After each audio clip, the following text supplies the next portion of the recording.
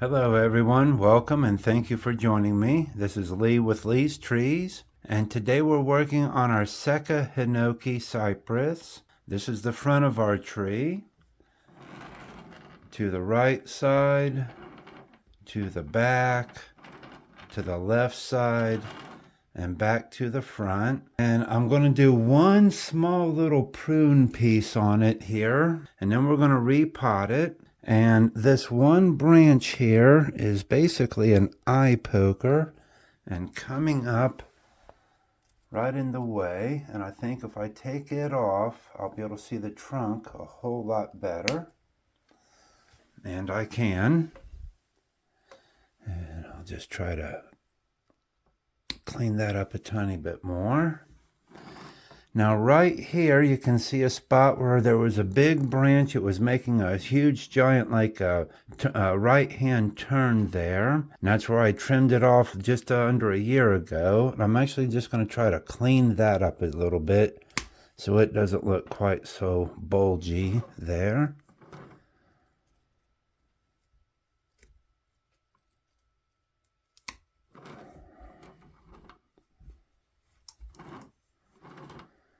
We can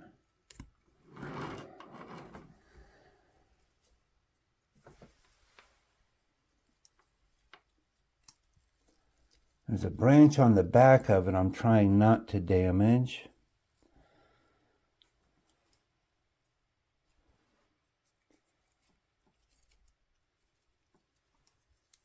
Let's try that.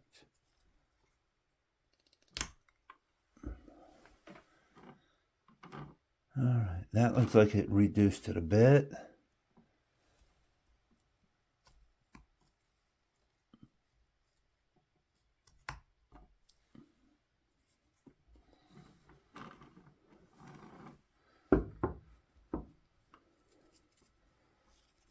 Okay. Oh, got a bunch of stuff in the branches there. So let's come back to our front. Now it looks like there's some little branches or pieces starting here, and I'm going to carefully just snip those off.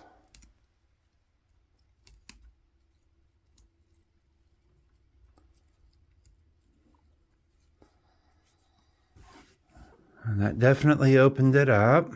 I might wait a few months and put some wire and bring these branches down. I'm not going to worry with doing that at the moment. Today my biggest concern is trying to get it repotted. Eventually I am going to have to try to figure out what to do with the apex here. Again, it looks like part of it's wanting to make another huge right turn up there, so I'm going to have to do something about that. And this is also one of the trees I was having an issue with the black slime mold on the root base. And that's the main reason for repotting it today. I just repotted it about a year ago. It was roughly this time a year ago, mid-April. So we'll get started with that here in a few moments. So I've set up for the repotting and changed the camera angle here.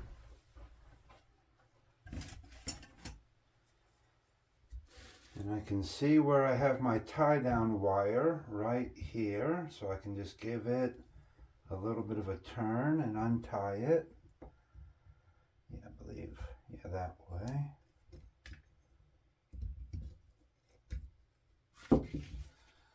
And the tree should just come right out.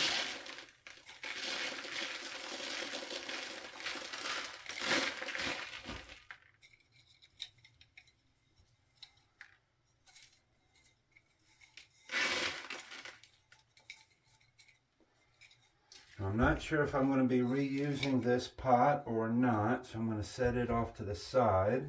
I might end up having to clean it out here in a few minutes.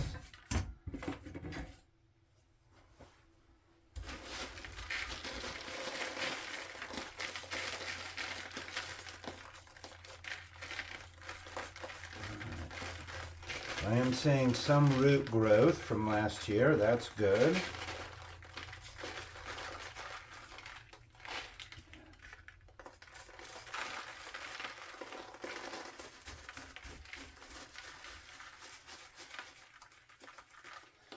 But when I did repot this last year, I did not do a very good job of cleaning out the root ball. So I'm going to try and do that a little better this year.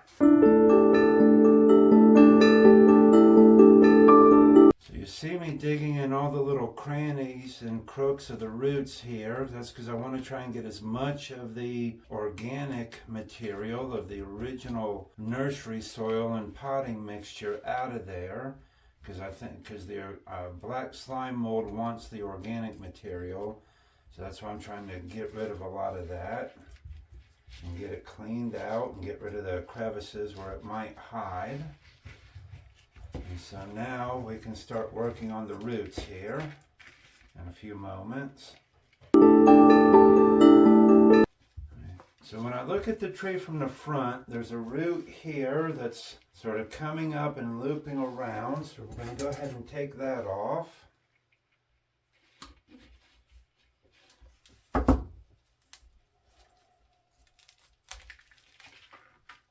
You can see there's a big root here that was either broken or cut at one time.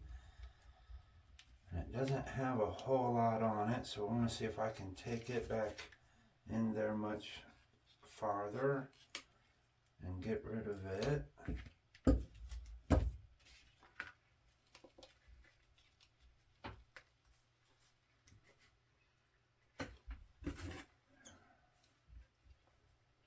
Now here at the very front, there's a few roots coming out of this opening that I want to take out to open that up. That shari piece right there. That's my main feature of my nabari.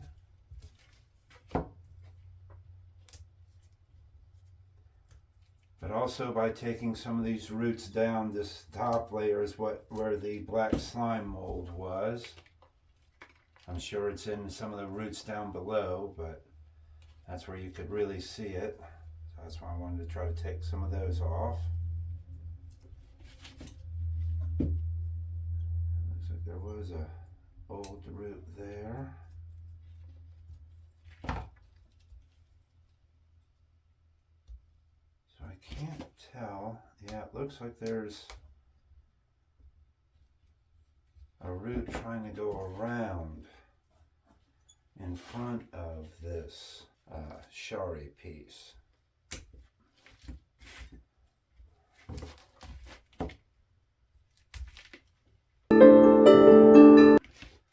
I was able to get underneath of it a little bit and pry it up and get it off of that piece there. So that opens up our front a little bit, our main shari piece.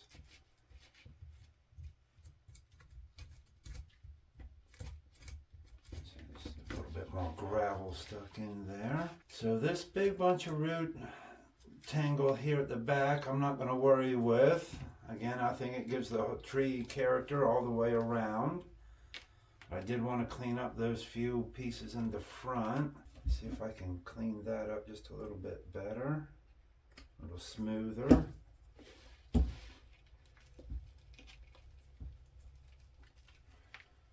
Now there's a big root on the bottom down here that I want to take off. There's the big piece pointing down. I think that one will be okay.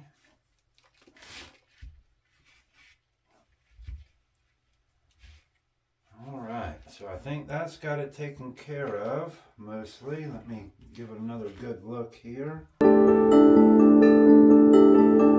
right, I think that's going to about do it on the roots. I think I've got most everything taken care of. Maybe not. There's one that's going up there. I'm just trying to almost give it a haircut, so anything that looks like it's going to point up, I want to take off. And I think I will be able to use this same pot. I think when I put it in here the right way now, that'll work out great. So that's wonderful.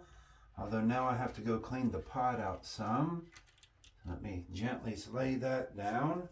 And we'll be back here in a few moments. Okay, so I've cleaned up the pot, and I actually had to take the drainage screens out and wash them and give the whole pot a wash. I'm going to give it a quick look over, see if it has any major scratches or flaws on it. And when I look at this side, the lip here has like a little dip to it. It's like it gets thinner right there. Whereas this side looks a lot more equal and straight. So I think I'm going to use that as my front. And when I look at putting the tree in here, I'm actually thinking of running a piece of tie-down wire through the little loops in the back, or through the roots in the back there.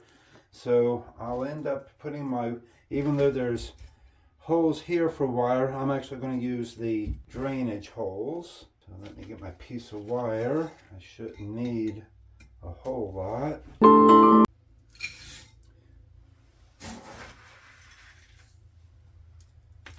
And this is the Akadama pumice and lava.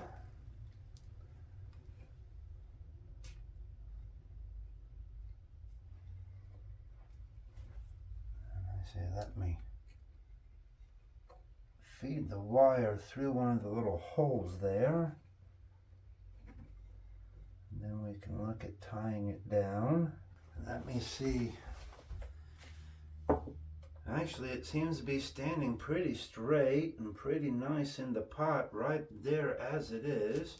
So I'm just going to give it a little bit of a wiggle to set it into the soil. I do want to try to set it down a little bit more. I'm going to try to bring the soil up a little higher than it was before. And now, maybe give it another tighten or two. There, that seems a lot stronger, a lot more stable. Let me check my angle. That's looking good.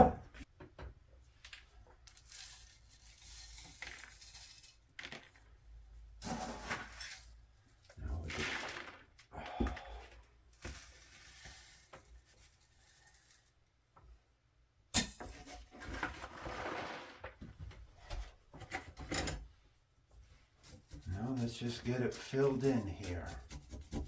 I want to make sure I get some of the soil mixed in amongst the roots where we've cleaned out all the gravel from inside everything.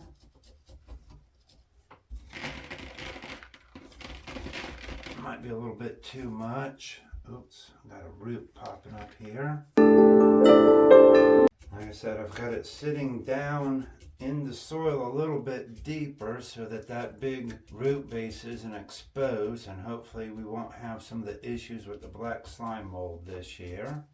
But I think I've given it a pretty good working over with the chopstick and got all the soil mixed into the roots really well. Alright, so I will reset the camera, everything, and get you a final view here. And we're back with our Sekka Hinoki after the repotting. This is the front here, to the right side, to the back, to the left side, and back to the front. I'm going to take it outside, give it a good watering here in a few moments, and I'll put some of the sphagnum moss top dressing on it as well. Here we are a month and a half later. Today is May 31st, Sunday, and this is the front of our Sekka Hinoki. To the right side, to the back, to the left side, back to the front. Not that it has changed all that much growing wise since the last photo, but again, I did purchase some moss recently. I've got some pincushion moss and some Bryum moss here, and I'll give you a little zoom in and you can see how that's looking. Thank you for watching. Please like and subscribe.